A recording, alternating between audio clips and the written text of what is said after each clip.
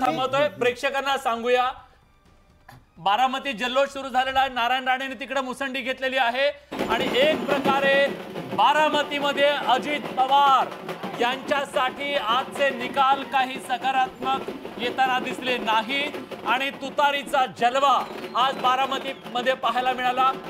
आपण ही दृश्य बघणार आहोत, पण त्याच्यानंतर आपण बघणार आहोत जो दावा यांनी केला।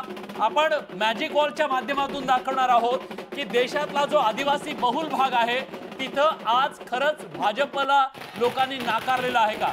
सुप्रिया सुळे या आघाडीवरती आहेत आणि मोठी आघाडी घेतली 26,000 मतांची सुप्रिया सुळेंनी आघाडी घेतलेली निर्णायक आघाडीच्या दिशेने आता त्या जात आहेत। सुनेत्रा पवारांना या पिछाडीवर पडलेले आहेत आणि तुतारी वाजून कार्यकर्त्यांनी जल्लोष सुरू केला। नंदनची आघाडी दिसून येते, नंदेने आघाडी घेतलेली आहे आणि भाऊजाई पाठीमागे पडलेली असंच म्हणावं लागेल या सगळ्या ह्याच्यामध्ये।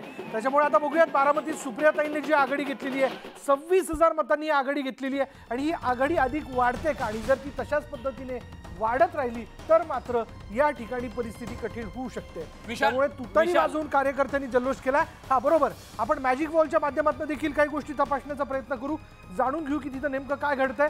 पण बारामतीत सुप्रिया सुळे आघाडीवर असल्याचं कळतंय। 26,000 मतांनी सुप्रिया सुळेंनी आघाडी घेतल्याचं कळतंय। त्यामुळे ननन विरुद्ध भाऊजाई ही जी लढाई आहे त्या लढाईत यांनी आता एक महत्त्वाचा मुद्दा मांडला। त्यांनी असं सांगितलं की आदिवासी भागांपर्यंत आम्ही पोहोचलो, मणिपूरचा परिणाम झाला, आदिवासी भाजपपासून तुटलेला आहे। आपण मॅजिक वॉलच्या माध्यमातून जाणून घेऊया या त्यांच्या आरोपात किती तथ्य आहे।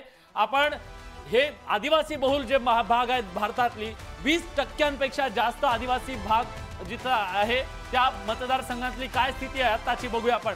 बघा, हीच तर मॅजिक वॉल आहे आणि हेच मॅजिक आहे। तर धात्रकजी तुमचा दावा खोटा आहे।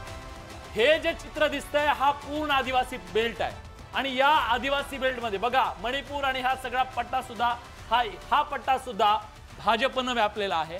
आदिवासींच्या मनात काँग्रेसचं जे स्थान होतं त्यानंतर भाजपनं जे स्थान निर्माण केलं ते अबाधित आहे।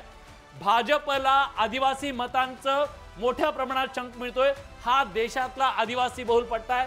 20% जास्त आदिवासी मतं ज्या मतदारसंघांमध्ये आहेत की ही सगळी मतदारसंघ आहेत किती आहेत 68 अशी मतदारसंघ आहेत आदिवासी बहुल आपल्या भारतातली। त्या 68 पैकी 44 मतदारसंघात भाजप पुढे आहे, काँग्रेस 10 मतदारसंघात आणि बाकी इतर छोटे छोटे पक्ष जे आहेत ते आहेत इतर मतदारसंघात। पण आजही 44 म्हणजे 2/3 जागा या भाजपकडे आदिवासी बहुल भागातल्या आहेत। त्यामुळे आदिवासींचं भाजप सोबत नाही हे म्हणणं खोटं ठरतंय।